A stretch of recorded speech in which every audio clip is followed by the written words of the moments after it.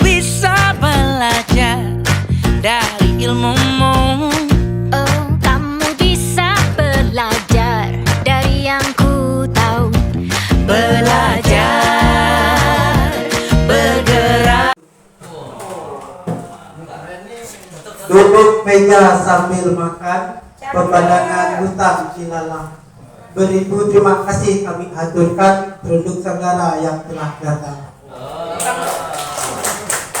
Ada lagi. Tebing tinggi di atas gunung Merapi, hati-hati bila sedang mendaki. Hidup ini tidak bisa diulangi, mari kita mulai acara ini. Selamat pagi, salam sejahtera untuk kita semua. Adil Katalino, berjuang ke surga, bersengat ke jabatan. Kepada yang terhormat Kepala Sekolah SMP Negeri 4 Satap Jagai Babang, Bu Helmini, dan yang terhormat Kepala Sekolah 13 SP 13 Timur Pak Adriani, yang terhormat Guru PAUD Bunda Hati Timur Jagai Babang, serta yang terhormat Bapak Ibu peserta serta siswa-siswi yang saya banggakan. Puji syukur kita panjatkan berkat rahmat, kita masih bisa berkumpul bersama menimba ilmu untuk belajar bersama yang akan disampaikan oleh Pak Adrianto dengan judul budaya positif demonstrasi model 14. Dapur susunan acara pada pagi hari ini adalah pembukaan oleh saya, doa kata sambutan oleh Bu Helmini SPD, pemateri atau narasumber Pak Adrianto SPD, doa penutup oleh Pak Asari, dan penutup oleh saya sendiri. Baik, sebelum acara kita mulai, marilah kita berdoa menurut kepercayaan kita masing-masing. Berdoa mulai.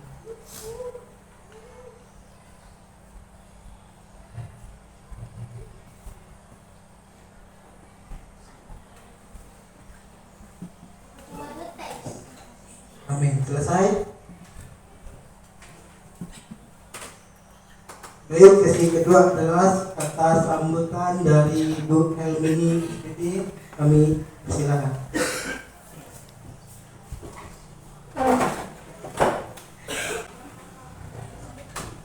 Assalamualaikum warahmatullahi wabarakatuh. Selamat pagi dan salam sejahtera untuk kita semua. Adil Katalino, Baju Ramin Kak Saruga, bersengat Kak Jubata.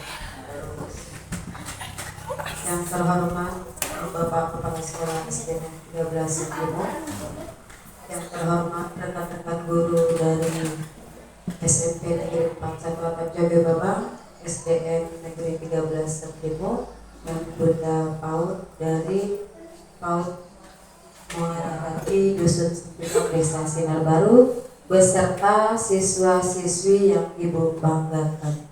Alhamdulillah, puji dan syukur kita panjatkan kehadirat Allah Subhanahu wa Ta'ala, yang mana kita masih diberi nikmat sehat dan nikmat sempat untuk berkumpul bersama dalam ruangan ini dalam rangka aksi nyata diseminasi modul 1.4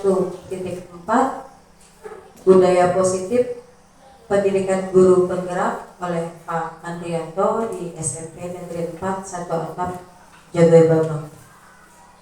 Pendidikan guru penggerak, alhamdulillah, rezeki yang didapat oleh sekolah ketika ada salah satu gurunya yang mengikuti program pendidikan guru penggerak. Sangat banyak, sangat terasa efek yang dirasakan baik oleh siswa, oleh guru maupun oleh sekolah pada umumnya. Sangat banyak budaya-budaya positif, semangat-semangat pembelajaran, influencer, boleh dikatakan kalau bahasa kini itu influencer, menularkan sesuatu yang baik kepada baik itu teman-teman, baik pun kepada siswa-siswi. Adapun materi pada hari ini yang akan disampaikan oleh Pak D yaitu budaya positif, Ada beberapa poin penting yang akan beliau sampaikan nantinya. Yang pertama tentang pembelajaran berdiferensiasi sesuai dengan kurikulum kita sekarang, kurikulum Merdeka. Yang kedua tentang budaya positif sekolah. Nah, apa itu pembelajaran berdiferensiasi? Adalah pembelajaran di dalam kelas yang berpusat kepada keberagaman siswa. Jadi metode pembelajaran atau model pembelajaran yang kita lakukan di dalam kelas itu tidak monoton. Kita sesuaikan dengan karakter dan kemampuan siswa dengan harapan hasil yang dicapai apapun kemampuan siswa dan karakter siswa mereka sama-sama dapat mencapai hasil pembelajaran yang maksimal. Lalu yang kedua adalah budaya positif. Budaya positif yang kita sebar di sekolah dengan harapan nanti ketika mereka meninggalkan sekolah, budaya itu, kebiasaan itu tetap bisa mereka terapkan dimanapun mereka berada. Yang utama menjadi salah satu sorotan kami adalah di sekolah ini yang kita lakukan sama-sama Bapak Ibu ya, menertibkan atribut sekolah, menertibkan atribut siswa atau seragam sekolah. Jadi jika dari hal itu kita anggap hal sepele, dari hal sepele tersebut jika sudah kita disiplinkan dan siswa merasa itu adalah kewajiban mereka, insya Allah next kedepannya tidak perlu diingatkan. Terus yang kedua menjaga kebersihan. Selama ini kan menjaga kebersihan itu bukan karena kesadaran. Sering saya sampaikan kepada anak-anak, cintai dulu sekolah kita, sayangi dulu sekolah kita. Kalau kalian cinta, kalau kalian sayang, dengan sendirinya kalian akan timbul rasa ingin merawat sekolah. Kalau sekolahnya kotor, otomatis ingin membersihkan. Kalau sekolahnya banyak sampah, otomatis kalian akan memungut sampah tersebut karena sebelumnya sudah kalian tanamkan rasa cinta kepada sekolah. Begitu juga dalam pembelajaran. Cintai dulu gurunya, sukai dulu gurunya. Kalau udah suka sama gurunya, kalau udah suka dengan orang yang ngomong di depan, insya Allah apa yang akan disampaikan semuanya akan masuk dengan baik ke dalam otak kita. Gitu. Jadi kita akan nanti di sini berbagi budaya positif yang insya Allah sama-sama bisa kita terapkan di tempat tugas kita masing-masing sesuai dengan tugas pokok dan fungsi kita. Baik, hanya itu yang dapat saya sampaikan. Lebih dan kurangnya saya mohon maaf. Saya iri wabillahi taufiq wal hidayah. Assalamualaikum warahmatullahi wabarakatuh. Selamat pagi Adil Katalino Bajuramin Kak Saruga Basengat Kak Jubatan.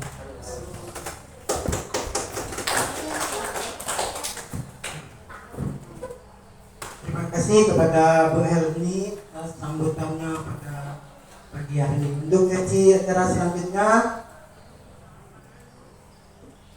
penyampaian materi budaya positif oleh Pak Canto. Waktu dan tempat kami persilakan.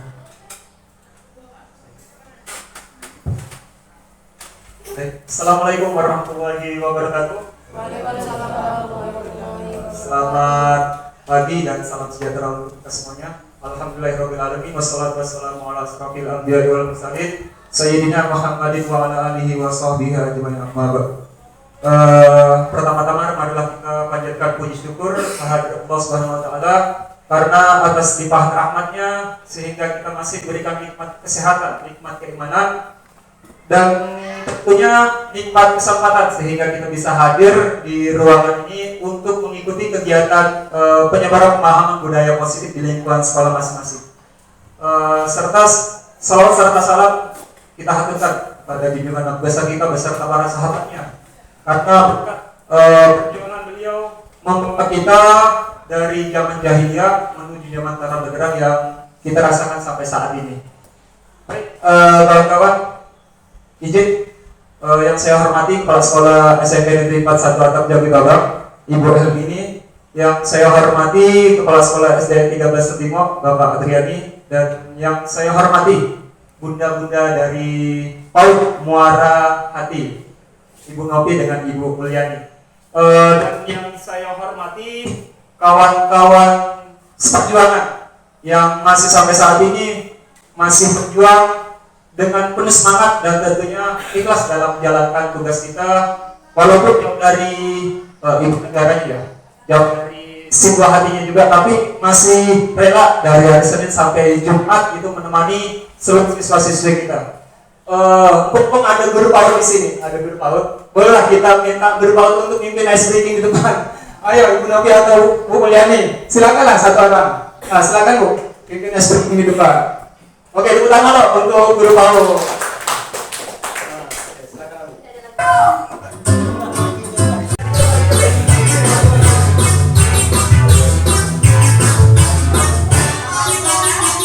Tangan diputar-putar bertepuk tangan. Tangan diputar-putar pegang bahu. Tangan diputar-putar peganglah lutut. Digoyang-goyang, digoyang-goyang, digoyang-goyang. Tangan diputar-putar bertepuk tangan. Tangan diputar-putar peganglah bahu. Tangan diputar-putar peganglah lutut. Digoyang-goyang, digoyang-goyang, digoyang-goyang. Diputar-putar, diputar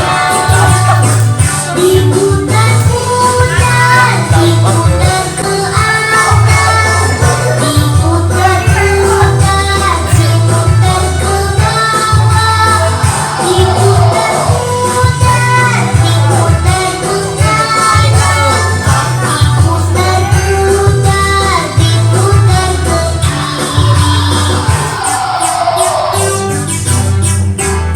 Diputar-putar, diputar ke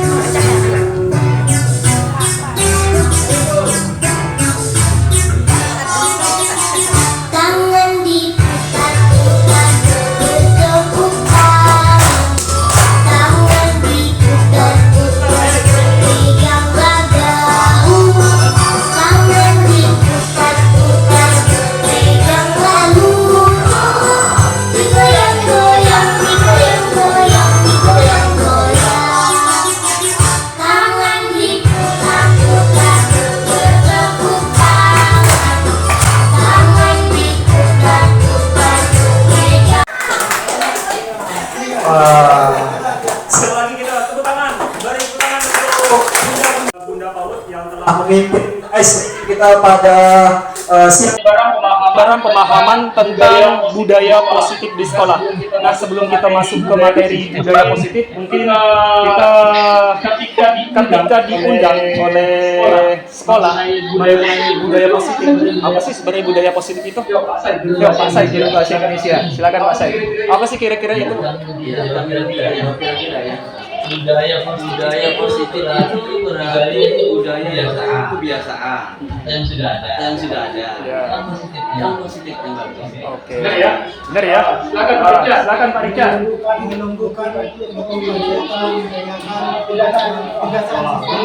Menumbuhkan motivasi atau kebiasaan siswa. Atau mungkin dari PAUD ada bahasa yang lainnya, silakan Bu.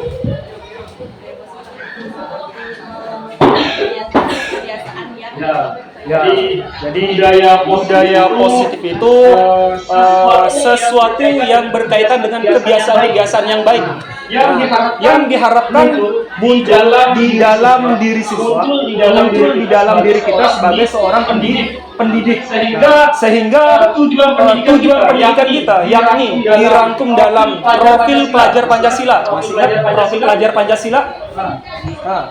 Pak Asim, minta tolong disebutkan poin-poin profil pelajar Pancasila. Yang pertama sebutin Pak Asim, satu aja.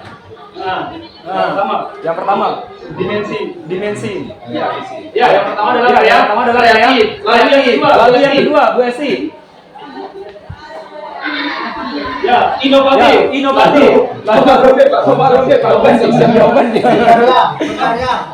Ya, gotong royong. Kreatif, inovatif, gotong royong, masih ada tiga lagi. Para saya. Mandiri, yang keempat, yang kelima. Religius, dan beriman dan esa. Ada satu lagi poin yang masih belum disebutkan. Ayo. Kita simpulkan. Kita simpulkan yang pertama tadi kreatif, lalu yang kedua inovatif, yang ketiga gotong royong, yang keempat yang kelima beriman dan bertakwa pada Tuhan Yang Maha Esa. Lalu yang terakhir adalah berkaitan dengan kearifan lokal, berkaitan dengan negara kita, dan berkaitan dengan toleransi. ya Benar sekali. Berkebinekaan global. Jadi belajar budaya positif diharapkan seorang siswa, seorang pendidik itu dapat menumbuhkan secara internal berkaitan dengan tujuan pembelajaran di negara kita, yakni menumbuhkan karakter yang diharapkan seperti beriman dan bertakwa pada Tuhan Yang Maha Esa. Yang kedua, berkebinekaan global. Yang ketiga, mandiri. Yang gotong keempat, royong. gotong royong. Yang kelima, kreatif. Yang keenam adalah inovatif. Baik, kawan-kawan, kita masuk ke tujuan penyebaran pemahaman ini. Yang pertama, tujuan yang nyata yang insya Allah akan saya sampaikan selama kurang lebih 1 jam ini. Yang pertama adalah menciptakan mulut yang merdeka dan mewujudkan program pelajar Pancasila. Lalu yang kedua, menumbuhkan budaya positif di lingkungan SMP Negeri 41 Jagoi Babang, di SDN 13 Limo, dan di PAUD Marahati. Lalu yang ketiga, mewujudkan pembelajaran yang menyenangkan. Tentu tadi ketika kita dihadapkan dengan bunda-bunda PAUD, maju ke depan, terasa suasananya yang awalnya saya grogi megang mikrofon karena tadi genset rusak, lalu inverter mati, lalu laptop bermasalah di RAM.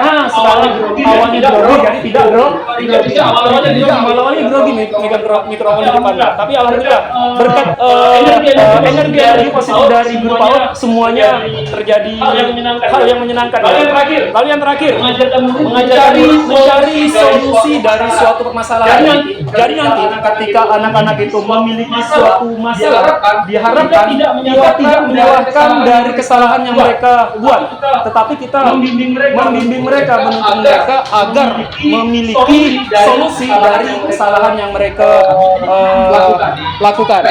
Baik, nah ini dia konsep inti budaya positif yang akan kita pelajari. Yang pertama, perubahan paradigma belajar.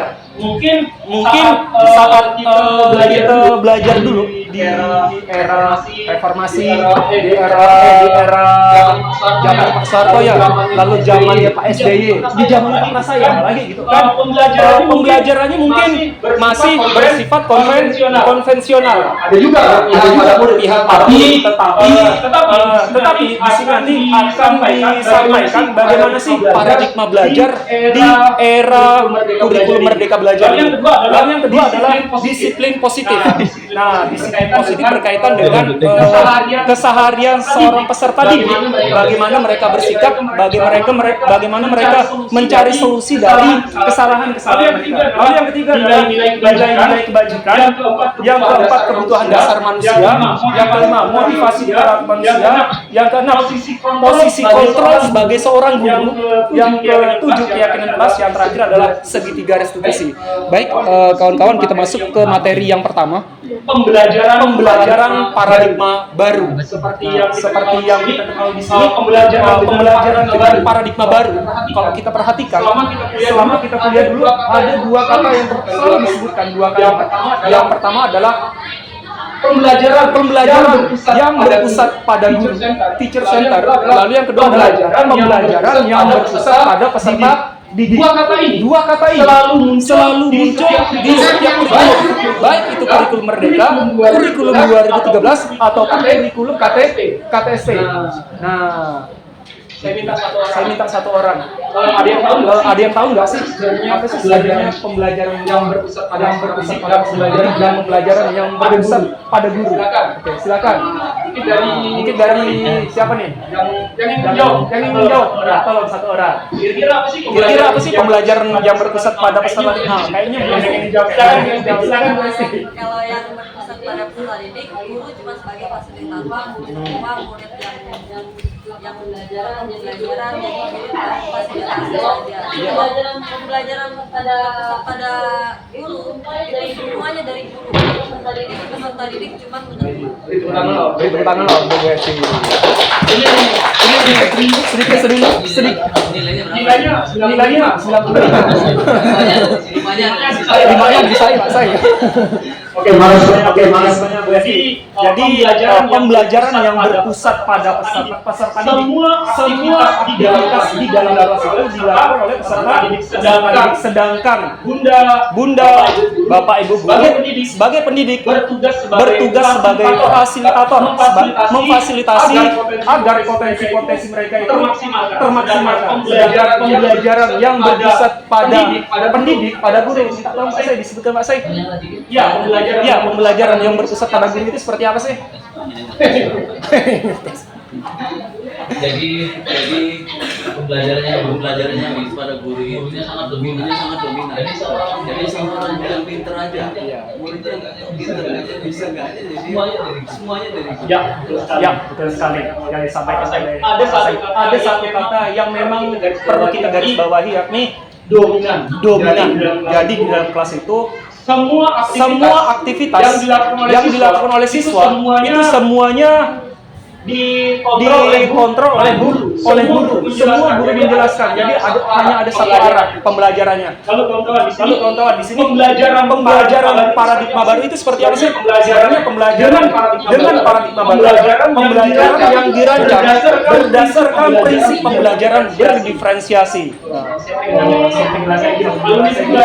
Bahasa Inggris. Westik sama Bu Helmini.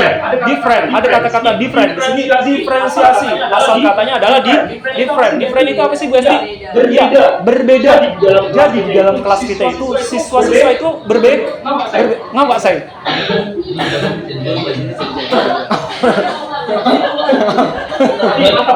Mantap jawabannya pas. Jadi di dalam kelas kita itu tidak semuanya siswa itu suka baca buku. Kalau di PAUD mana? Kalau siswa di PAUD? Hah?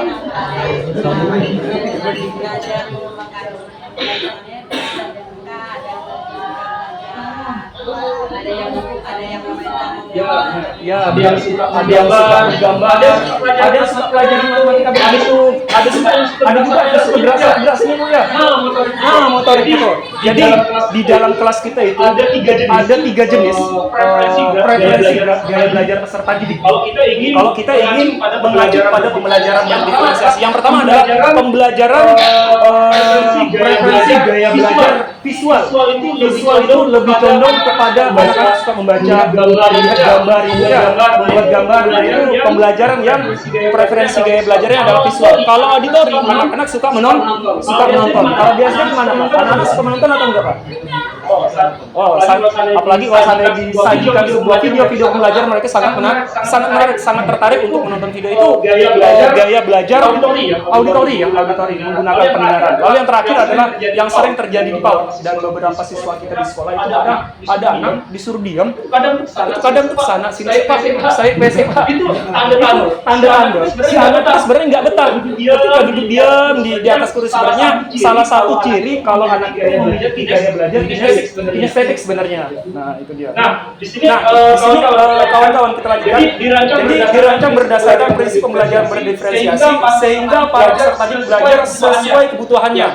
Ya, artinya nanti ketika kita ingin menerapkan merancang sebuah metode pembelajaran, kita harus memperhatikan ketiga gaya belajar ini. Sehingga nantinya harapannya itu dimensi yang diharapkan muncul di diri anak dari belajar Pancasila ini menguat ya. Jadi yang awalnya anak itu sebenarnya memiliki kemandirian, dengan tuntunan guru anak-anak itu menjadi mandiri. Lalu anak yang awalnya memiliki karakter gotong royong tetapi tidak nambah dengan tuntunan seorang dengan pembelajaran berdiferensiasi. Nantinya anak-anak itu memiliki sifat gotong royong. Oke, itu dia. Untuk pembelajaran paradigma baru, intinya sekarang pembelajaran paradigma baru itu pembelajaran itu harus berpusat pada peserta didik. Lalu, ini dia miskonsepsi tentang teori kontrol. Ini ada 4 buah ilusi kontrol. Yang pertama adalah ilusi guru mengontrol murid. Kalau kita perhatikan di sini ada gambar orang megang apa nih? Pak Richard, minta tolong di sini Pak Richard. Perhatikan gambarnya seperti apa nih?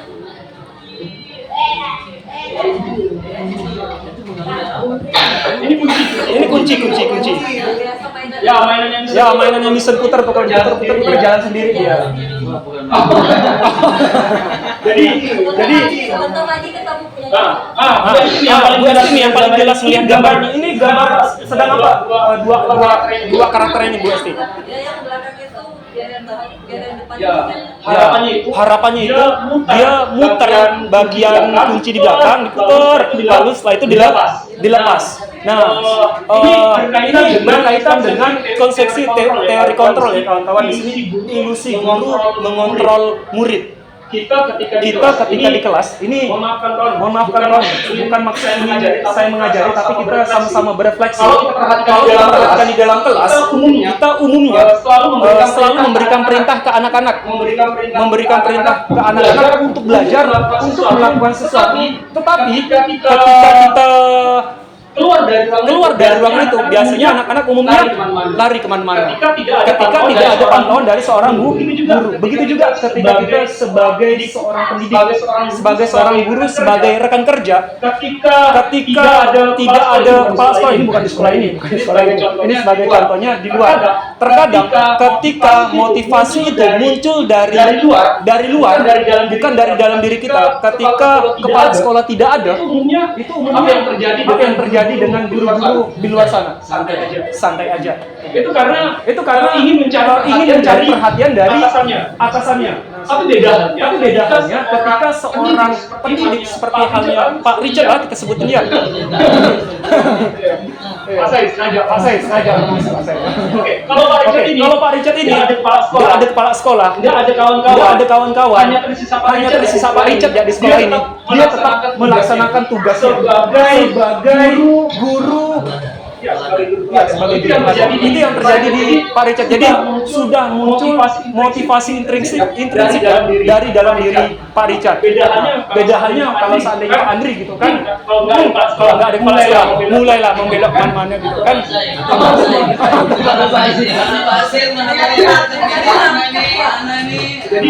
Jadi harapannya kawan-kawan, ketika kita ingin menerapkan budaya positif, satu kuncinya yakni motivasi itu muncul jangan berasal dari luar. Jangan ingin mencari perhatian dari seorang kepala sekolah atau dari kawan-kawan yang lain. Tetapi kita memunculkan motivasi dari dalam diri kita. Kita melaksanakan tugas bukan tujuannya sekedar mencari uang, bukan sekedar untuk mencari tapi kalau seandainya nyari muka di depan kepala sekolah, bukan. Tapi tujuan kita mendidik itu, tujuan datang sekolah ini betul-betul tujuan itu untuk mendidik seorang siswa.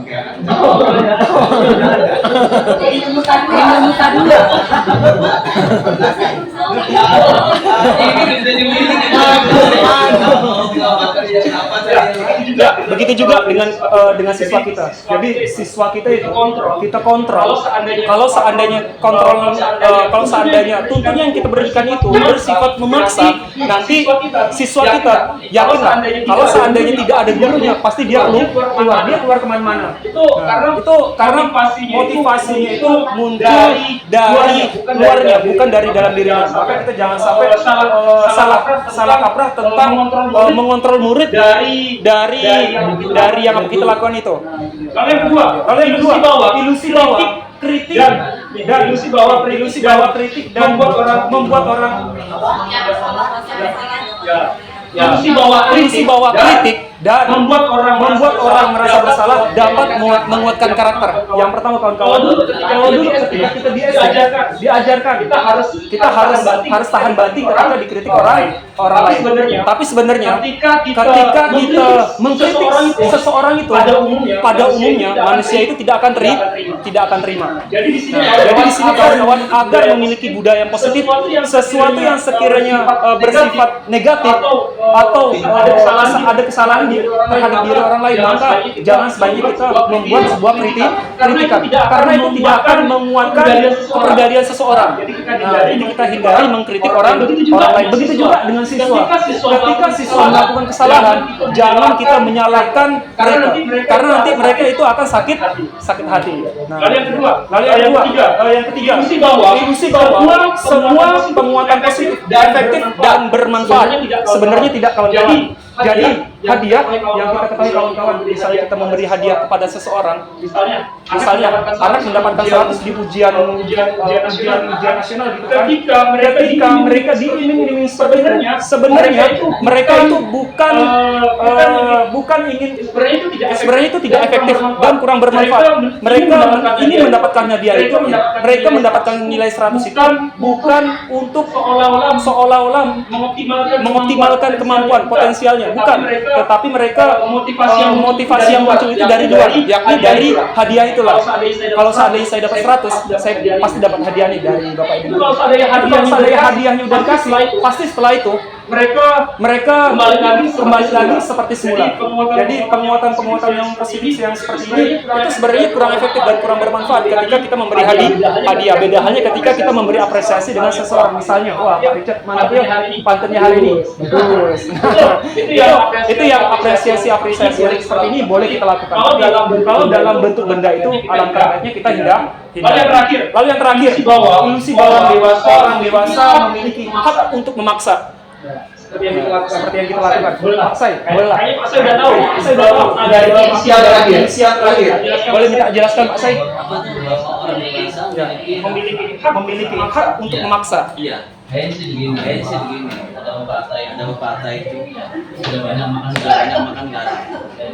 Jadi seperti ibu yang baru di Oscar kita maksud datang tuh. Kalau sebenarnya kalau menurut saya, kenapa orang dewasa memiliki hak untuk memaksa? Karena merasa dirinya lebih mengetahui untuk lebih dulu mempelajari atau lebih terhormat bisa jadi atau sebagainya untuk menunjukkan bahwa kita ini lebih mampu dibanding dengannya Kira-kira menurut Pak Say, pemahaman yang seperti itu benar apa salah? Salah ya. Jadi sebenarnya ilusi itu seperti kayak bayangan sebenarnya. Jadi bahwa orang dewasa memiliki hak untuk memaksa itu sah. Seperti halnya kita nih, misalnya anak tidak kerja KPR ya, atau anak datang terlambat. Jadi kita seperti seolah-olah memaksa anak tidak datang terlambat. Itu sebenarnya hal yang bisa jadi salah, bisa jadi benar. Tetapi umumnya kalau kita diposisikan sebagai siswa, kita dipaksa seperti itu, kita tidak akan walaupun yang menurut itu adalah orang tua ataupun guru. Jadi itu hanya sekedar ilusi. Lalu yang berikutnya, kawan-kawan. Nah ini dia. Perubahan paradigma dari stimulus respon ke teori kontrol. Nah, ini dia stimulus respon itu kita seperti memberikan sebuah rangsangan ya, Jadi stimulus respon yang pertama kita mencoba mengubah orang agar berpandangan sama dengan kita. Ini paradigma yang lama, sedangkan paradigma yang baru itu adalah kita berusaha memahami pandangan orang lain tentang dunia. Jadi kawan-kawan, kalau dari Pak Asim, menurut Pak Asim apa nih Pak Asim? Stimulus respon yang pertama ini paradigma yang lama. Jadi kita mencoba untuk mengubah pandangan orang itu harus sama dengan kita. Bagaimana Pak Asim?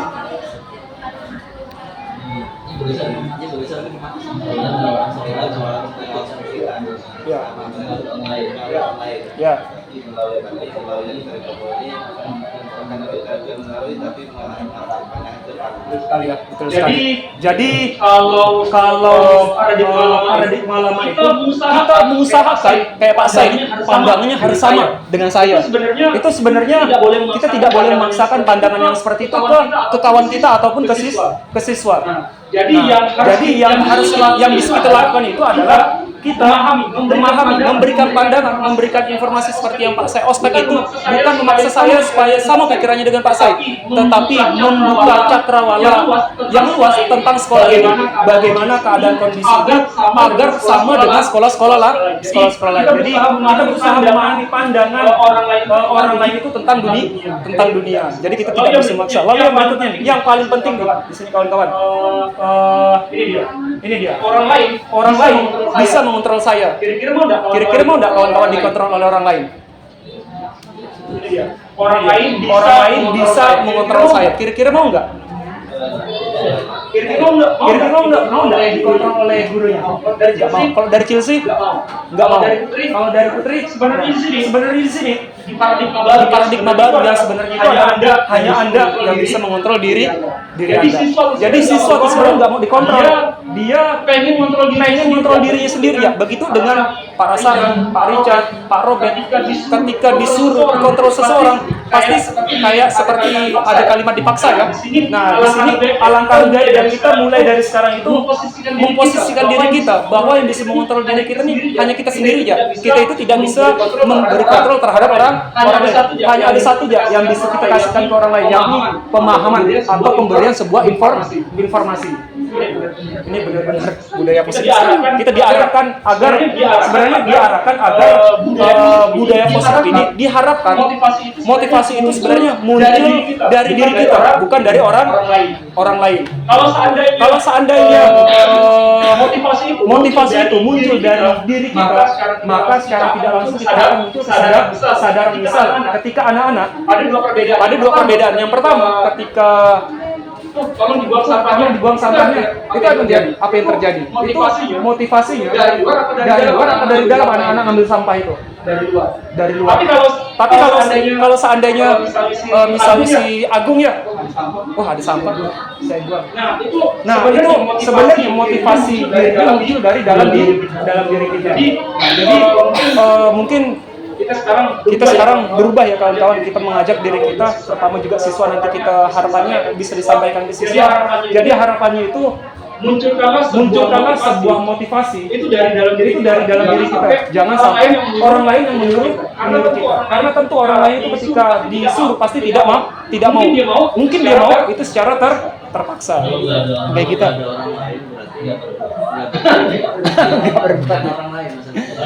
Oke.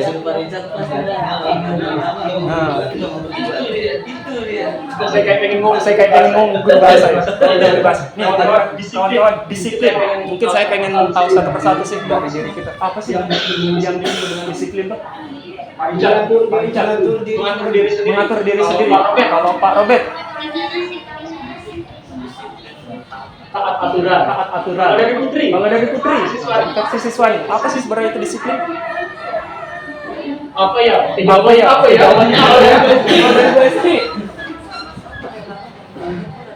Tadi pada apa? mematuhi. Kalau dari Bu Noti, mengontrol diri dengan hal-hal yang baik. Kalau Bu Mulyani, Suara yang keluar dari tadi soalnya itu. Capek. Suara yang batuk. Kalau ada suami enak ada. Kalau Mulyani apa sih kata disiplin itu? Mengikuti aturan. Kalau pada saya sama-sama, saya jangan sama-sama ya jawabannya, harus punya jawaban sendiri. Saya belum ada jawabannya. Oh iya kayaknya. Oke, nanti berakhir di Pak Rasa ya. Kalau dari Agung. Mengikuti aturan. Kalau dari Pak Asim. Manajemen diri. Teratur. Kalau dari Pak Adriani.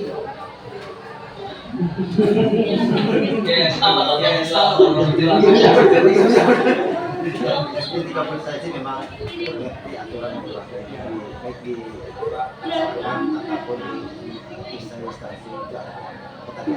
Mentaati aturan ya. Kalau dari Chelsea, mentaati aturan. Ayo Pak Sai. Sekarang sudah ada jawabannya. Ya, Pak Sai. Jadi disiplin itu kita berbuat sesuai hak dan kewajiban kita. Oke, cukup lah. Hak dan Melakukan sesuatu sesuai dengan hak dan kewajiban. Oke. Nah, di sini pemahaman kita sama ya. Saya juga sebelum belajar modul ini sama. Ternyata disiplin itu saya sih kayak gini ya. Disiplin itu yang sebenarnya ini dia kawan-kawan. Berasal dari bahasa Latin. Disiplina. Artinya belajar. Jadi kalau kita melakukan sesuatu, lalu misalnya sebagai contoh, ketika kita seorang anak itu membersihkan sampah, saya berikan nih sebagai contoh. Tolong kelas 7 bersihkan sampah semuanya hari ini. sebenarnya kita nyuruh ngebuang sampah itu tujuannya apa sih? Supaya bersih. Apalagi? Melatih disiplin. Taat. Ada lagi jawaban yang lain? Enak dipandang. Kalau dari Bu Esti. Kayak punya jawaban. Oke. Jadi kawan-kawan, Selama ini kita nyuruh anak tolong buang sampah ke tempat sampah. pasti yang terlintas di pikiran kita agar terlihat bersih. Sebenarnya kita menyuruh anak-anak itu membersihkan lingkungan sekolah. Tujuannya itu agar muncul diri agar muncul kebersihan, sifat kebersihan dalam diri seorang anak. Ketika seorang anak ini ada sampah lalu mereka buang ke tempat sampah, maka hari itu mereka sedang belajar sebuah kebersihan. Ketika Pak Andri ngomong di depan, lalu si Agung mendengarkan dengan seksama, dan itu muncul dari dalam diri kita dan muncul, oh saya Pak Andri ngomong, saya pengen menghargai Pak Andri ngomong di depan. Maka hari itu si Agung telah belajar menghargai seseorang. Lalu berikutnya ketika Chelsea pagi-pagi nih bersalaman dengan Pak Sai, padahal Pak Sai capek-capek dari jatuh. Hei Pak Sai, assalamualaikum, lalu ciuman. Ketika hari itu si Chelsea Salam Pak Sai bukan untuk nyari buka ya, bukan untuk nyari buka, tetapi ingin menghormati orang yang lebih tua. Maka hari itu si belajar itu orang menghormati orang tua. Jadi disiplin itu selama ini yang kita perhatikan taat dengan sebuah aturan. Malah sebenarnya apapun yang kita lakukan hari itu yang tujuannya untuk mendisiplinkan sesuatu, maka sebenarnya hari itu kita belajar itu sebenarnya bukan belajar ibadah. Ketika anak-anak coba ketika sholat zuhur ditanya anak-anak ketika lagi tausiah Pak Sai, hari ini dapat apa ya Pak ya? Lalu enak Pak, kemudian kawan-kawan Pak, hari ini belajar IPA Pak, enak Pak, dapat uang jajan. Jadi mereka nggak punya gambaran yang jelas tentang kata-kata belajar. Ketika kita diharapkan kata-kata belajar itu diarahkan dengan sesuatu kedisiplinan dengan sebuah sifat. Pindahkan dulu ya. Makasih banyak nih. Sudah jadi mantan. Jangan dicabut ini. Saya enggak tadi. Dia mindahkan fokus. Colokannya.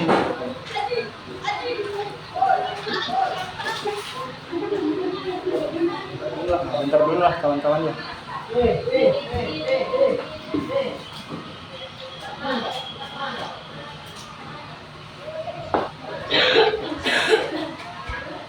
Ini kita kayak belajar di kuliah ya. Karena dulu kita pas waktu kuliah ini mungkin nggak apa lah di depan. Nanti kita Jadi kalau kita di kuliah ya kita belajar tentang psikologi pendidikan, inilah yang kita pelajari. Mungkin karena kita udah lama nggak kuliah ya. Jadi seakan-akan ilmu ini kayaknya hilang redup. Apalagi Pak saya yang udah 20 tahun yang lalu belajar ya kan. Jadi hilang. Jadi kita sama-sama berefleksi di sini. Ini baru kelihatan di kaca orang tua. Oke, kawan-kawan di sini. Namun ini yang terjadi fakta di lapangan. Namun dalam budaya kita, makna kata disiplin telah berubah menjadi sesuatu yang dilakukan seseorang pada orang lain. Nah, untuk mendapatkan kepatuhan, ya kita memaksakan ke anak tuh agar anak tuh patuh gitu kan. Misalnya kalian besok datang jam 7 pas, datang jam 7 kurang 5, itu sifatnya memaksa. Padahal disiplin itu bukan seperti itu. Disiplin itu berkaitan dengan kesadaran diri seseorang untuk belajar atau untuk melakukan sesuatu. Nah, kecenderungan umum adalah menghubungkan kata disiplin dengan ketidaknyamanan. Jadi seseorang anak itu ketika kita memerintahkan sesuatu, lalu si anak ternyata itu merasa tidak nyaman, merasa terpaksa, maka hari itu anak bukan belajar. Jadi kalau seorang anak itu muncul dari dalam diri mereka untuk melakukan sesuatu, ketika diperintah ataupun tidak terperintah, maka hari itu anak itu sedang belajar. Nah, mari kita sama-sama kawan-kawan kita di masing-masing instansi kita baik dari SD, SMP maupun PAUD kita belajar sama-sama menyadarkan diri seorang anak,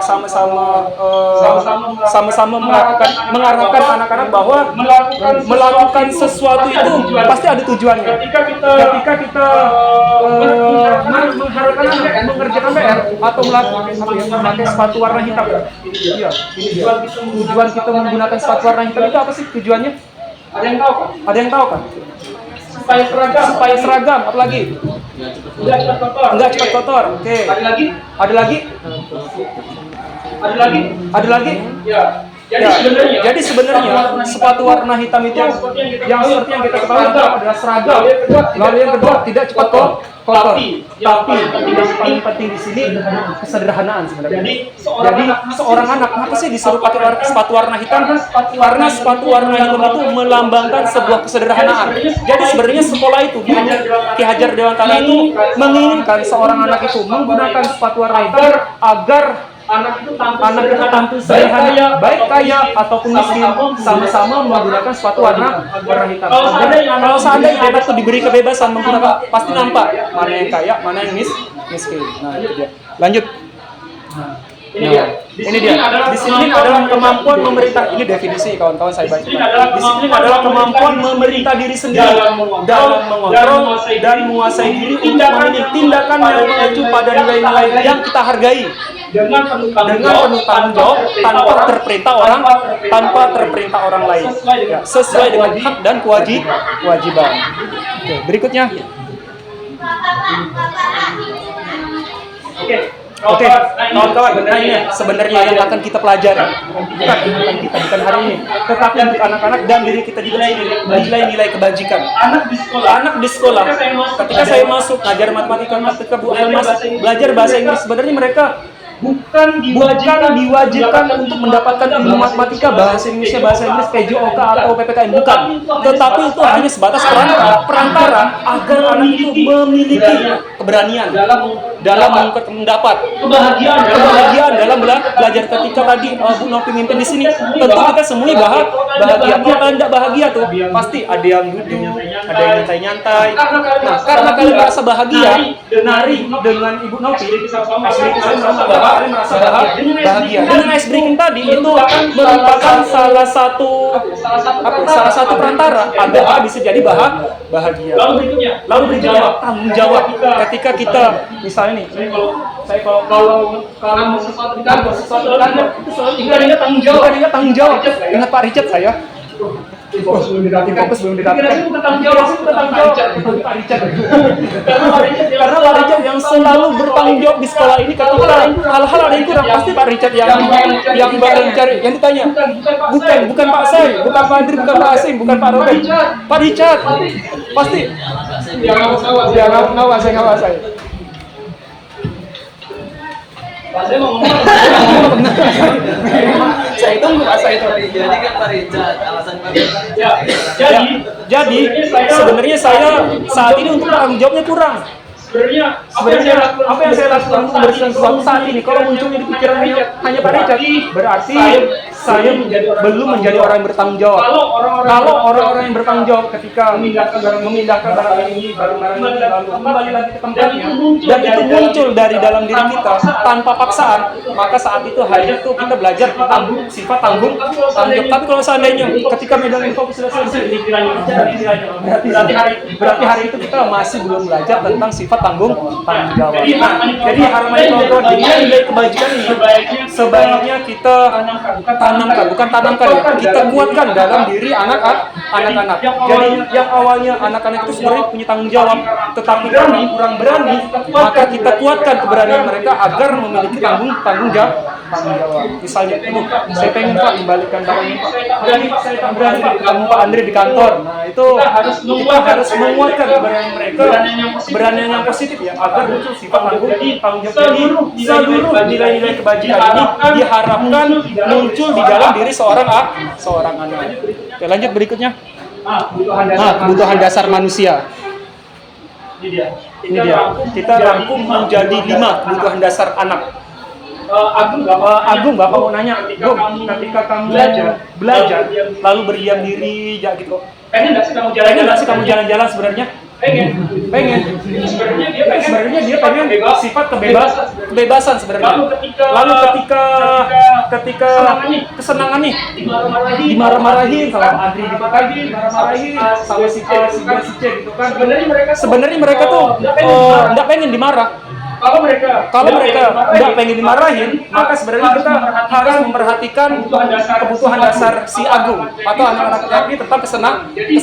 Jadi diusahakan pembelajaran yang kita lakukan itu harus muncul rasa senang yang menyenangkan anak-anak. Karena kalau seandainya pembelajarannya itu memaksa pikiran anak untuk kayak model parase, ya, yuk hari ini kita mau belajar di mana? Di lapangan Pak, di Steher. Nah, sebenarnya parase itu sedang memberikan kebebasan, kesenangan dan penguasaan pada diri anak. Saya suruh nulis di depan tulis anak-anak, silakan tulis apa yang kalian inginkan hari ini atau biasa. Tulis. Belajarnya kebanyakan pengennya di luar. Ya, itu dah. Di luar punya. Kenapa di sini sempit di sini pemandangannya gitu aja bosan. Nah itu sih itu anak kelas 9. Jadi ada 5 yang perlu kita perhatikan dan mungkin udah dilakukan oleh kita ya kawan-kawan. Yang pertama adalah penguasaan. Jadi kita di dalam kelas itu jangan sampai harapannya pembelajaran yang kita lakukan itu biar menguasai kelas, bukan, tetapi agar anak-anak sendiri yang bisa menguasai pembelajaran di dalam kelas. Lalu yang kedua, memberikan kasih sayang atau rasa diterima. Terkadang ada anak tuh yang tiduran. Sebenarnya mereka itu nyari perhatian sebenarnya. Lalu main HP di bawah meja.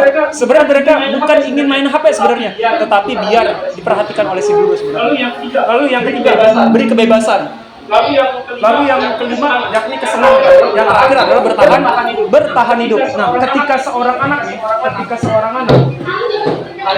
hari ini nih ada PR matematika misalnya atau ada PR pelajaran bahasa Indonesia. Ketika seorang hari ini malas ya, ada PR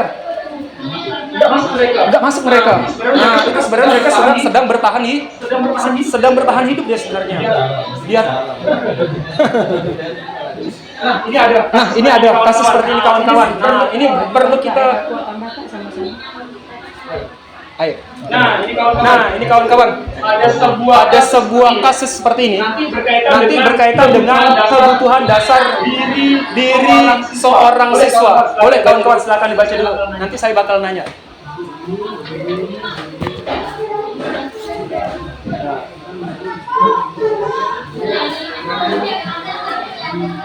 Ibu Ani, guru kelas 5 di SD Pelita Hati, sedang bingung menghadapi ulah salah satu murid di kelasnya.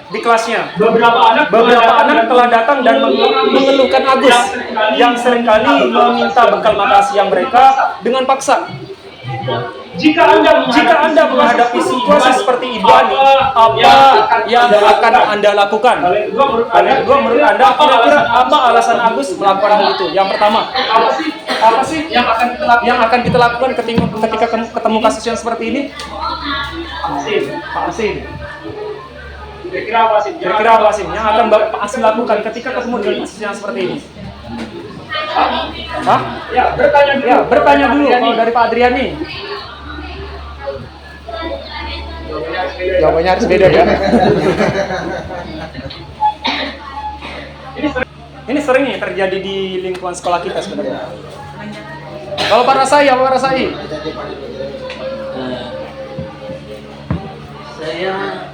Kalau saya sih, saya minta dulu punya Agus yang punya tuh saya minta dulu. Iya. Jadi sudah merasakan gimana rasanya dipalak. Oke. Dipalak balik ya kepada saya. Kalau Bu Mulyani, waduh siap-siap punya jawaban yang lainnya. Saya di depan aman, Pak. Sering kelewat. Nanti ada bagiannya.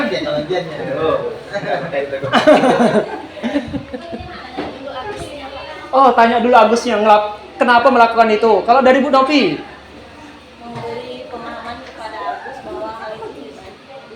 Memberi pemahaman kepada Agus bahwa hal itu tidak baik. Kalau Bu Esti?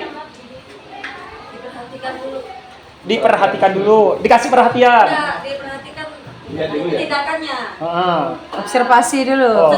Diamati. diraba. Di Terawang. Oke, kalau dari Pak Robert.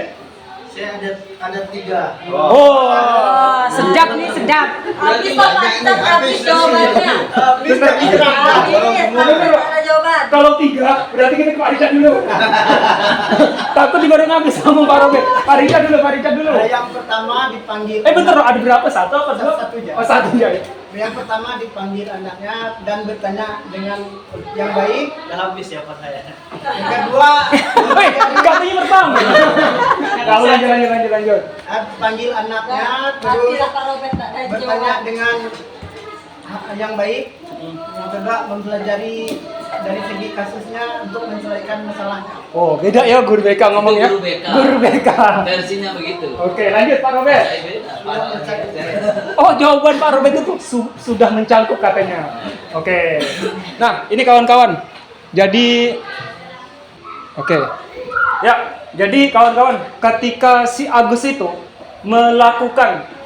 mengambil paksa makanan si kawannya itu, sebenarnya dia ingin muncul sifat penguasaan terhadap diri kawan-kawannya.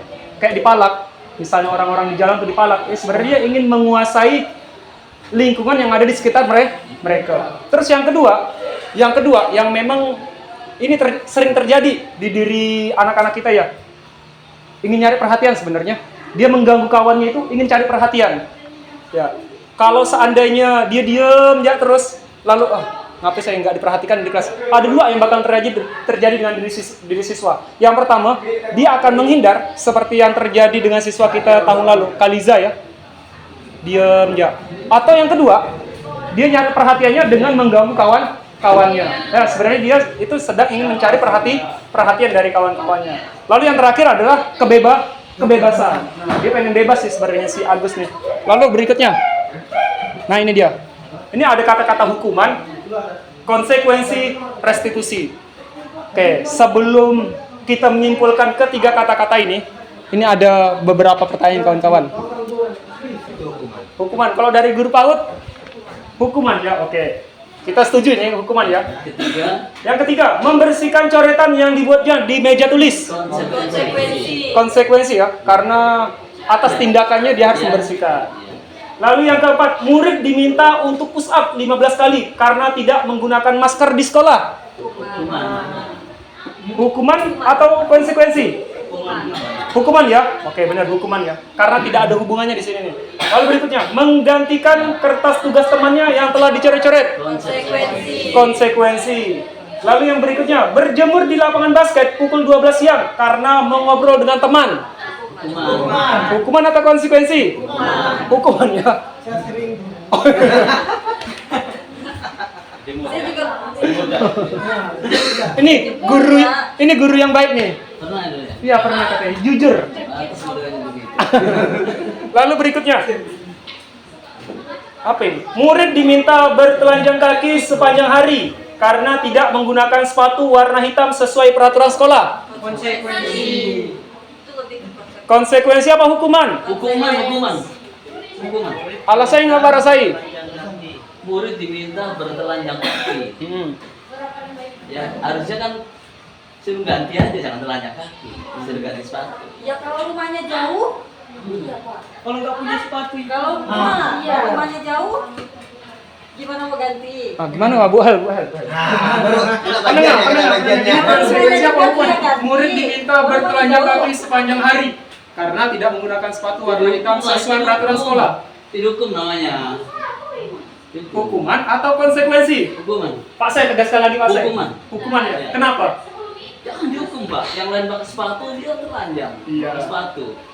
Kira-kira ketika kita udah pakai sepatu warna putih, Iya. lalu tiba-tiba disuruh lepas karena tak sesuai dengan yang lainnya.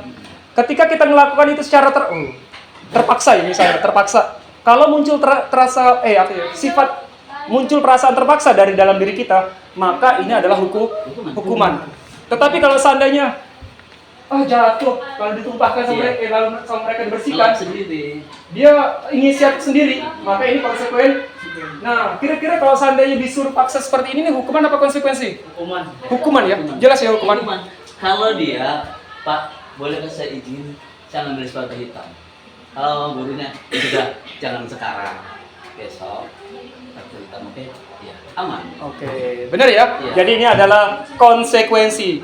Karena di sini ceritanya dia itu udah memiliki sepatu, cuman beda warna aja. Lalu disuruh lepas gitu kan, maka ini adalah sebuah hukuman. Yang terakhir, berdiri di depan kelas sambil mengangkat kaki satu karena tidak bisa menjawab pertanyaan.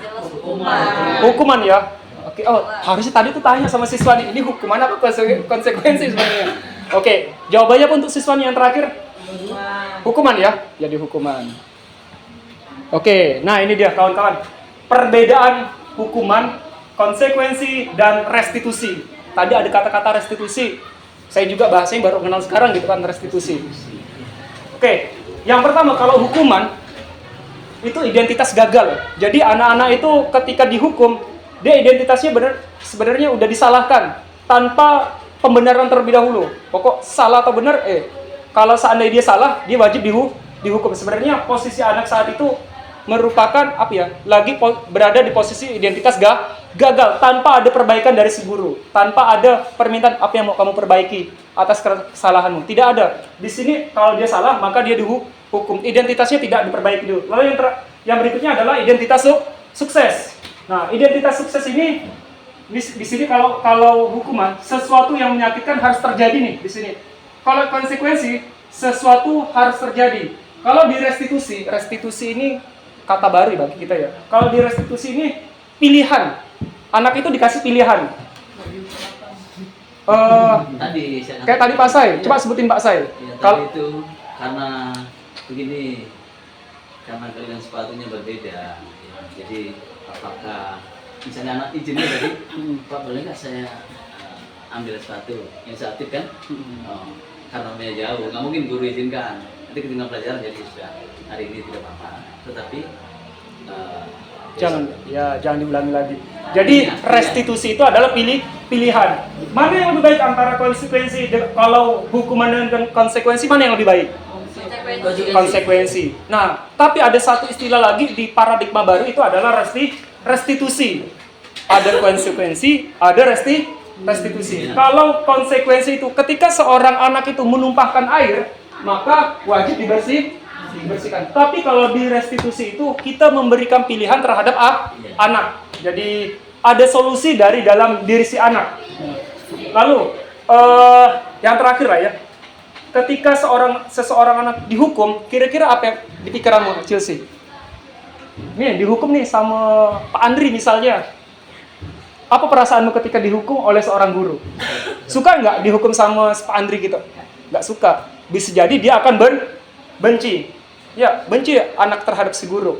Lalu kalau seandainya konsekuensi, murid atau anak menghormati peraturan. Anak itu bukan menghormati Pak Andri ketika diminta untuk melaksanakan konsekuensi, tidak. Tetapi dia hanya taat kepada sebuah peraturan. Dia bukan taat dari gurunya. Tapi kalau di restitusi itu, nah, anak menghormati dirinya dengan orang lain. Ketika seorang anak melakukan kesalahan, ternyata nggak marah para sai, tetapi malah ditawarkan pilihan untuk memperbaiki kesalahannya, maka si anak itu akan menghargai diri sendiri, tentu akan menghargai para sai. Saya sering mengatakan anak tuh, Bapak tuh salah, katanya gitu kan. Oh, ini salah dihukum. Nah, itu nanti akan masuk ke 5 posisi kontrol Pak Sai. Ada posisi Pak Sai sekarang sebenarnya menjadi seorang teman, menjadi orang tua. Dan sekarang sudah lama. Oh iya Kak. Dari kurikulum KTSP. Ya, ini dia restitusi kawan-kawan. Tadi udah sempat disinggung di beberapa contoh. Restitusi itu adalah proses kolaboratif. Karena memberikan pilihan terhadap si anak, sebenarnya kita sedang bekerja sama dengan siswa ya. Jadi proses kolaboratif yang mengajarkan murid untuk mencari solusi untuk masalah yang dihadapinya dan membantu murid berpikir tentang orang seperti apa yang mereka inginkan dan bagaimana mereka harus memperlakukan orang lain. Dia tuh pengen jadi apa sih sebenarnya? Kalau dia ingin menjadi seperti ini, maka dia juga harus menghargai orang lain seperti yang dia inginkan. Ketika dia ingin dihormati orang lain, maka mereka wajib menghormati orang lain juga. Nah, itu dia. Inilah restitusi. Sifat kolaboratif untuk memberikan pilihan terhadap anak ketika menyelesaikan sebuah masalah. Oke. Nah, ini dia. materi ketiga terakhir ya. 5 posisi kontrol. Ini penghukum, itu kadang ada guru yang langsung menghukum anak. Lalu yang ada kedua, posisi kontrol guru, pembuat merasa bersalah. Lalu yang ketiga, posisi sebagai teman, seperti yang dilakukan oleh para sai. Lalu yang keempat, pemantau. Lalu yang kelima adalah manajer. Nah, untuk kelima posisi kontrol ini, kita coba ilustrasikan dengan beberapa masalah seperti ini. Masalah yang pertama, kasus siswa tidak memakai atribut lengkap saat upacara bendera. Ya, ini sering terjadi ketika kita masih sekolah dulu. Nah, ini dia. Ketika kita mengeluarkan kata-kata ini ke anak, hormat pada bendera selama 1 menit. Itu posisi kita sebagai penghukum, pemantau, teman, atau sebagai seorang manajer. Hormat pada bendera selama 1 menit. Ya, kita saat itu sedang melakukan posisi kontrol adalah penghukum ya. Oke, kira-kira siswa ketika dihormat kayak gini, senang apa enggak? Tidak langsung. Memang enggak senang. Nah, itu dia. Oke, lalu yang kedua. Berapa kali ibu atau bapak harus ya. Ini kira-kira kalau seandainya kita mengeluarkan kata-kata ini ke anak kandung kita ataupun ke siswa kita, kira-kira nih merasa bersalah enggak anak-anak? Iya, merasa bersalah. Ya, merasa bersalah. Aduh, saya ngecewakan Bu Esti lagi. Jadi kecewa ya. Di sini ada posisi kontrol pembuat merasa bersalah. Lalu, nah ini dia. Lalu yang berikutnya. Yang ketiga, ayo dong ikuti aturan sekolah. Tolong bantu ibu atau bapak ya. Sekali ini ya sudah, tidak apa-apa. Lain kali jangan sampai berbuat seperti ini lagi ya. Ini posisi sebagai apa nih? Sebagai teman ya. Ini yang biasa disebutkan oleh guru-guru yang sudah menganggap siswa sebagai teman, seperti yang dilakukan oleh para sai. Selalu memberikan pilihan, udahlah, enggak apa-apalah. Nah, ini posisinya posisi kontrolnya sebagai teman. Lalu yang keempat, kamu sudah melanggar peraturan sekolah. Kamu tahu konsekuensinya. Setelah upacara, kamu beli atributnya ke koperasi dan jangan diulangi lagi. Ini posisi sebagai apa nih? Oke, kita ingat. Nah, di sini posisi sebagai pemantau itu kalau seandainya si anak melakukan kesalahan, maka dia wajib melakukan konsekuensi yang telah kita sepakati sama-sama. Jadi pemantau ini kalau Anda salah, maka wajib melakukan konsekuensi yang telah kita sepakati. Ayo, apa kemarin janjinya? Nah, itu salah satu sifat pengontrol pemantau. Nah, kalau dia manajer, wajib memposisikan diri kita sebagai seorang manajer. Sebenarnya kita memanajemen manusia nih sebenarnya. Nah, itu dia. Jadi kalau dia posisi sebagai manajer, apakah kamu tahu kesalahanmu? Kira-kira bagaimana kami memperbaiki kesalahanmu? Ditawarkan. Jadi ada restitusi. Ditawarkan ke anak, biar anak itu memperbaiki kesalahan dirinya. Nah, tanpa menghukum dia ya. Jadi dia memberikan solusi. Nah, itu dia. Jadi kita ini sebagai seorang manajer anak-anak ini, jadi kita harus membuat pilihan terhadap anak-anak ya, agar solusi, agar masalah yang mereka berikan itu mendapatkan sebuah solusi dari dirinya sendiri. Itulah seorang manajer ya.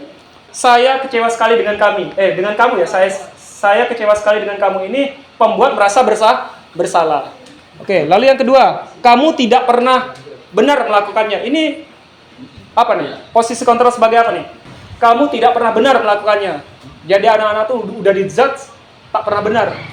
Jadi dia adalah penghukum. Kalau ini, apa rencanamu untuk menyelesaikan masalah ini?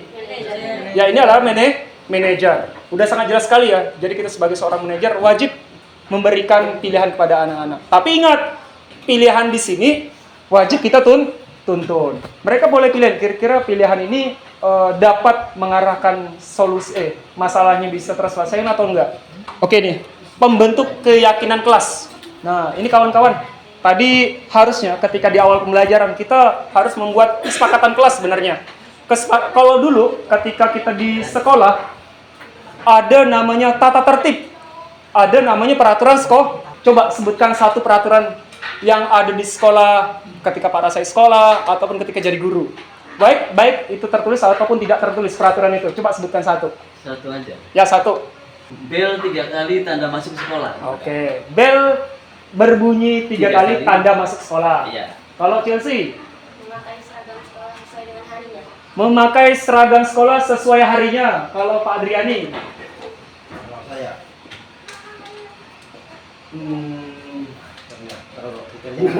terlalu yang pendek ya. Siswa wajib rapi.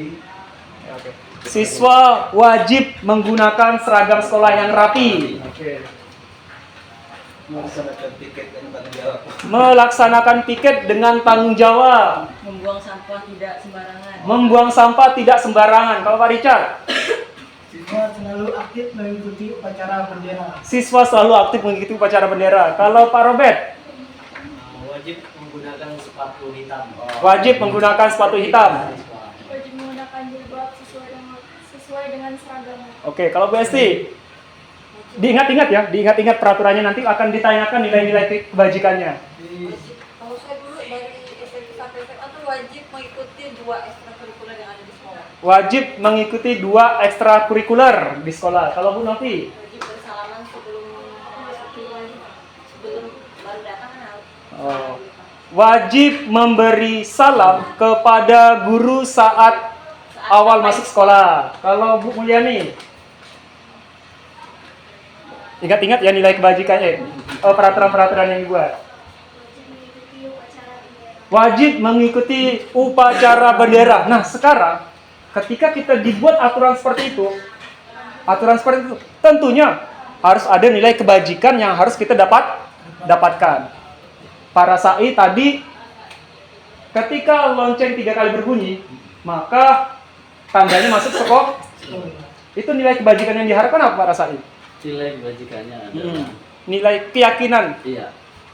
Jadi belajar membiasakan Membiasakan apa nih? untuk masuk sekolah pada Oke. Apa Bu Helmi ini tadi dibisik-bisik sama Bu Hel?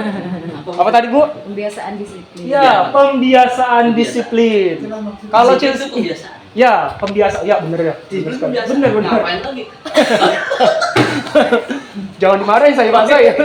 Oke, membiasakan seorang siswa untuk jadi disiplin. Kalau Chelsea, apa tadi Chelsea? Menggunakan seragam sesuai harinya. Chelsea tadi bilang bingung Pak. Bantu nih Bapak Ibu guru, siswanya ada yang bingung gitu kan? Ternyata mereka tuh aturan hanya sekedar aturan berarti tanpa mengetahui nilai yang supaya rapi. Ada lagi? Seragam.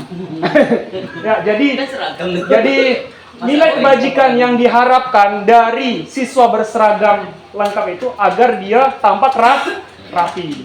Lalu kalau Pak Adriani tadi apa Pak Adriani? Rapi.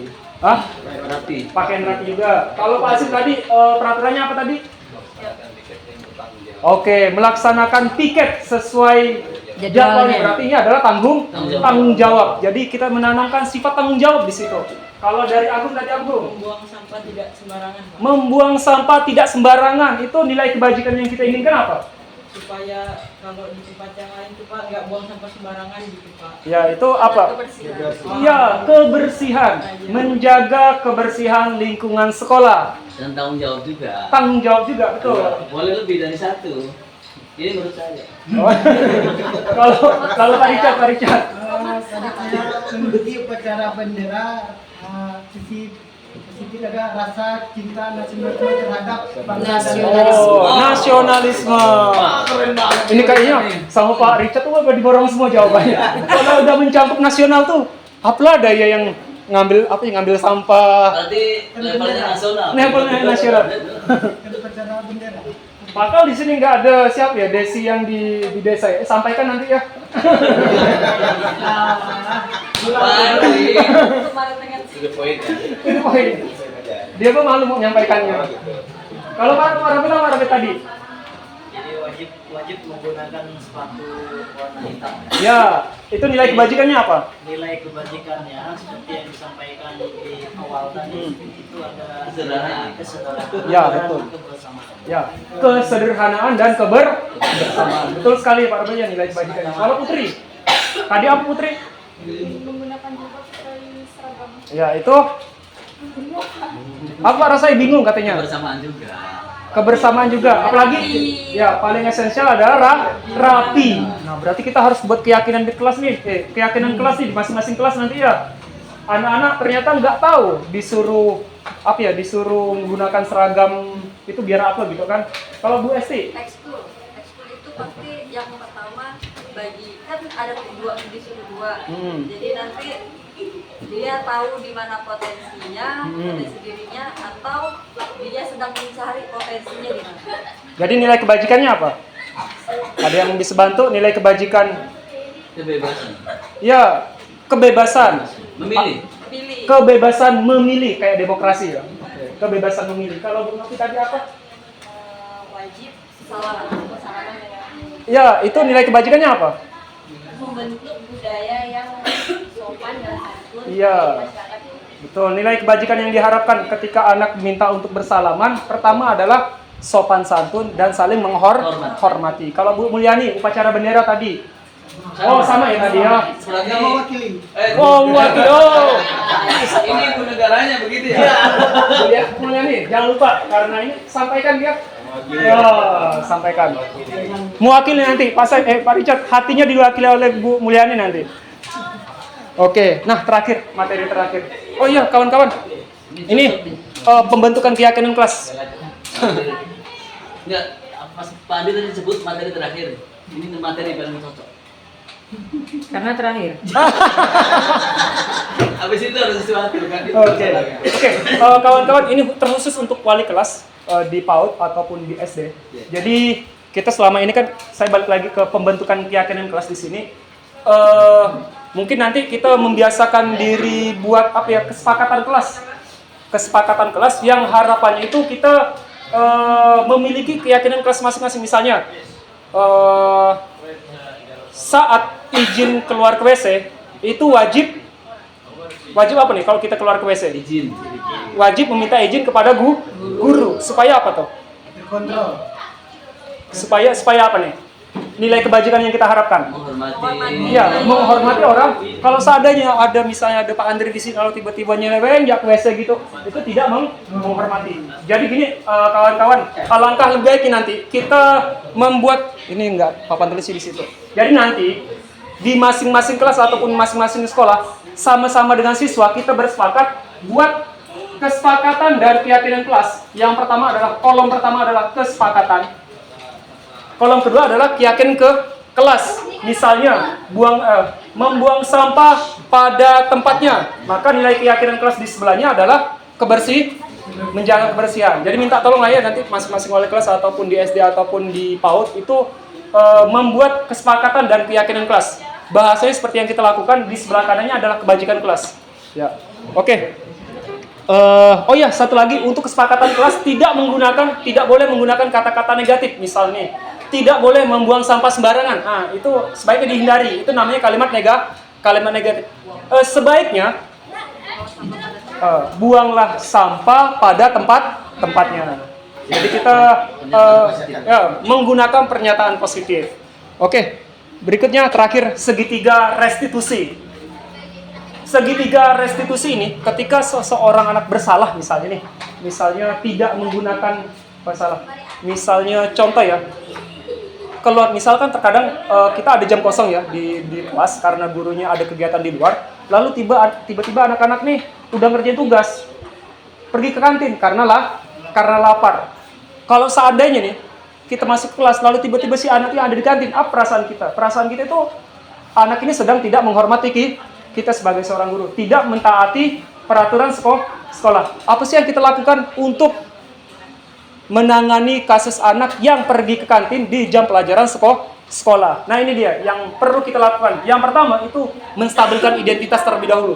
Kita stabilkan identitasnya karena ketika nih ada Pak Guru di dalam kelas, apa pikiran kita tuh ada di kantin, Pak Guru ada di kelas. Kira-kira apa sih kalau kita sebagai siswa, perasaan kita pertama atau pikiran pertama kali ketika mengetahui guru ada di kelas? Takut. Nah itu dia. Jadi kita perlu menstabilkan identitas mereka udah takut, jangan ditakut-takutin. Nah, wajib kita menstabilkan identitasnya dulu. Nah, jadi caranya gimana? Yang bisa kita lakukan untuk menstabilkan identitas mereka agar tidak takut. ajukan pertanyaan seperti ini.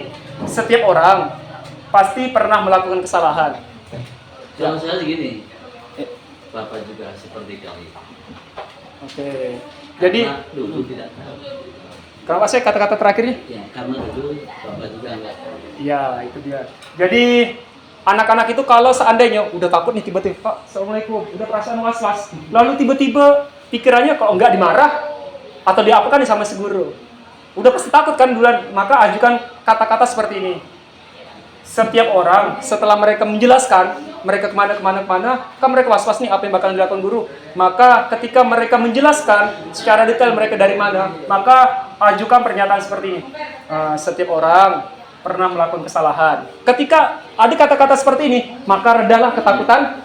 Ada kawannya. Ada kawannya. Oh ternyata aman. Jadi Pak gurunya udah, oh ternyata agak-agak. Jadi dia udah agak stabil nih identitasnya. Karena Pak guru udah bilang, semua orang pasti pernah melakukan kesalahan. Ada kawannya. Kalau di semua orang berarti ada kawannya. Lalu yang kedua, kamu bukan satu-satunya yang pernah melakukan ini.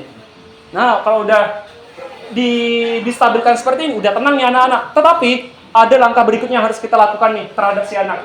Yakni, validasi tindakan yang salah. Nah, tadi kan kamu ke kantin. Kira-kira nilai kebajikan apa sih yang kamu langgar? Kita ingatkan lagi ke keyakinan ke kelas. Kira-kira kalau seandainya anak-anak keluar main ke kantin, kira-kira apa tuh? Oh ternyata dia lapar karena belum sarapan. Kalau seandainya seperti itu, harusnya dia meminta izin terhadap gurunya. Dia harus meminta izin terlebih dahulu dengan guru. Berarti nilai kebajikan yang mereka langgar saat itu adalah tidak menghormati guru yang ada di, tidak menghormati guru ya, tidak menghormati orang lain. Lalu yang kedua, adakah cara yang lebih efektif untuk mendapatkan apa yang kamu butuhkan? Kalau seandainya, ini sebenarnya dinawarkan nih, ada nggak sih cara lain selain kamu ke kantin tanpa seizin guru di dalam kelas?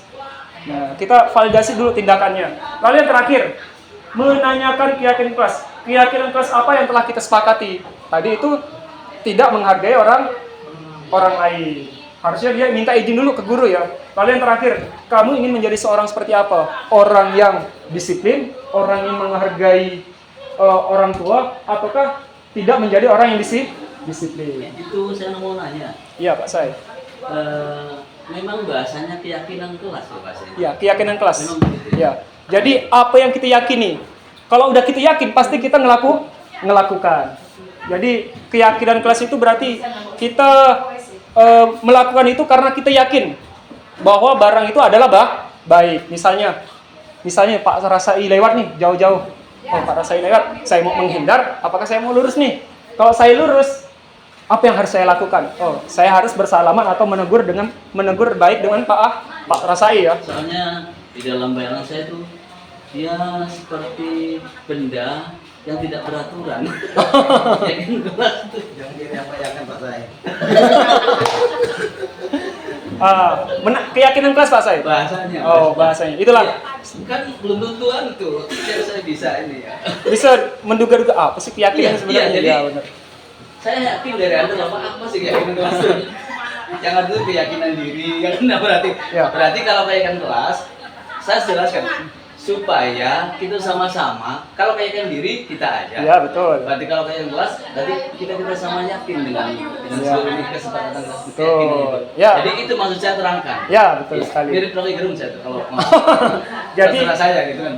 keyakinan kelas ini keyakinan yang disepakati satu kelas. Nah, itu dia maksudnya. Keren. Diharapkan keyakinan itu muncul di diri masing-masing diri masing-masing. Mungkin cukup sekian yang bisa saya sampaikan. Kurang dan lebihnya saya mohon maaf. Saya ucapkan terima kasih pada guru-guru PAUD, kepada Kepala Sekolah SDN 13 kepada Bu Helmini dan kawan-kawan guru yang membersamai saya di kegiatan diseminasi modul 1.4 budaya positif sekolah. Semoga kita bisa menerapkan budaya positif sekolah di masing-masing instansi kita. Saya akhiri. Assalamualaikum warahmatullahi wabarakatuh. Pantun. Katanya masih ada, Pak Richard? Oh masih. Kalau nggak ada, Bapak kasih. Kan baik. Bu Mulyani jangan lupa sampaikan nanti ya. Pak Andri. Terima kasih kepada Pak Andi yang memberikan materi kita sadari tentang budaya positif apa yang telah disampaikan oleh Pak Andri bisa bermanfaat bagi kita dan juga setelah kita masing-masing. Untuk mengakhiri kegiatan ini saya meminta Pak Sai untuk memimpin doa kita. Baik, sebenarnya mau komentar tapi nggak ada waktu, jadi ya sudah doa saja. Itu lebih baik. Izinkanlah untuk memimpin doa dan yang beragama lain menyesuaikan. A'udzubillahi minasyaitonir rajim. Bismillahirrahmanirrahim. Alhamdulillahi rabbil alamin. Allahumma shalli ala sayyidina Muhammad wa ala ali sayyidina Muhammad.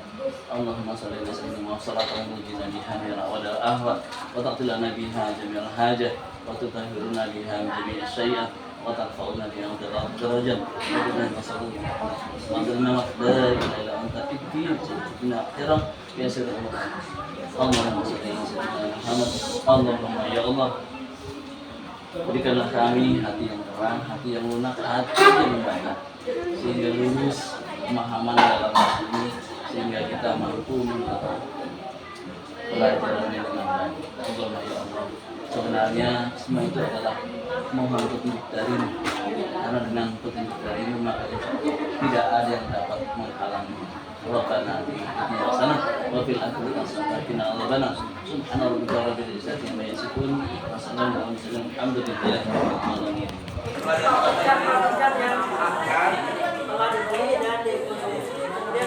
Akan membahas atau coba kalian melihat di yang dibahas apa ya?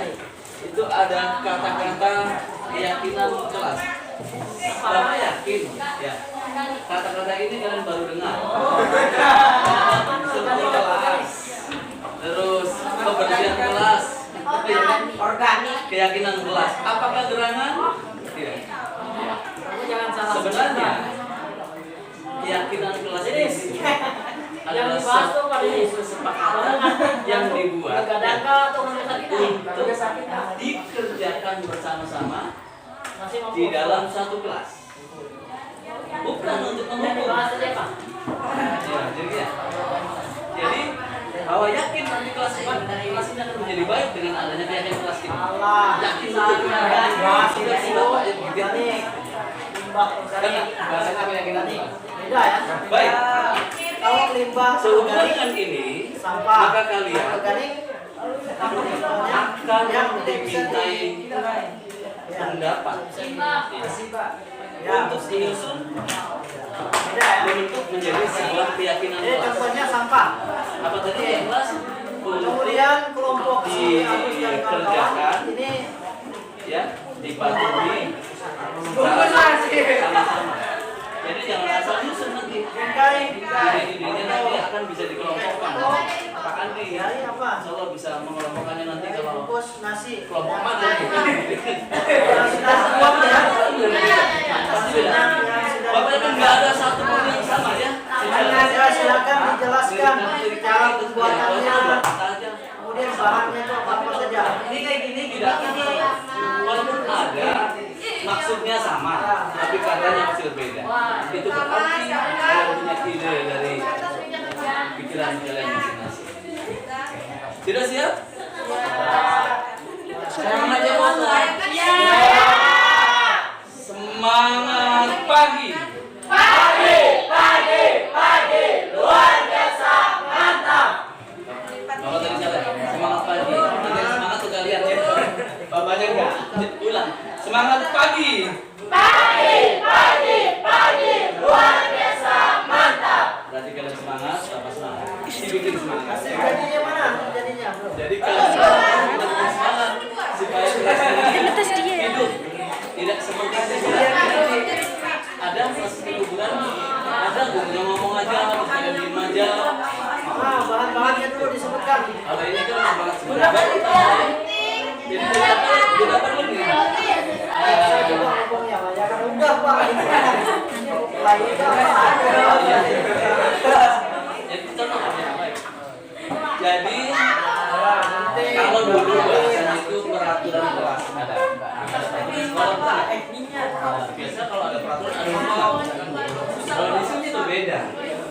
kalian yang membuat, kalian yang mengerjakan, kalian yang mengatur. Baik, misalnya kasih contoh kalau dulu itu kalau dulu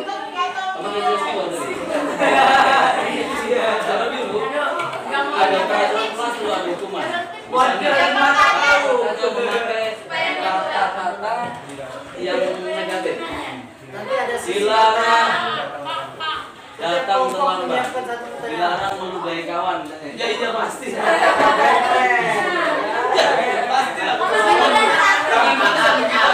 Jadi sekarang kalau dilarang terlambat, berarti kita kata-katanya seolah-olah dilarang. Berarti kalau nggak dilarang saya boleh terlambat. Nah, nggak ada. Berarti dirubah kalimatnya, misalnya seperti datang tepat sama dengan tidak terlambat kan? Yang penting tidak terlambat gitu kan?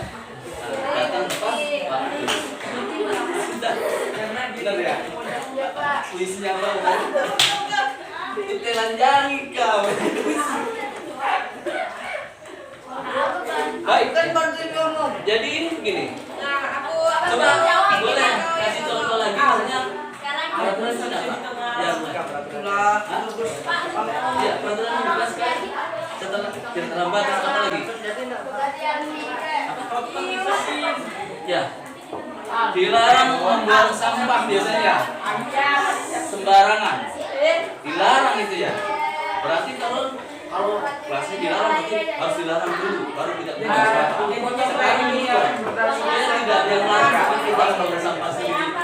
Yang sampah kalian dibawa sendiri, tidak bisa diurus juga.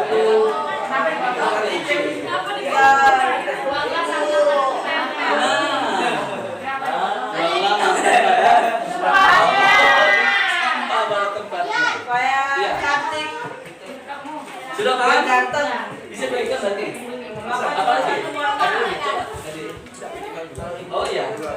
Jadi kalian membuat minimal 2 keyakinan kelas. Yang lagi.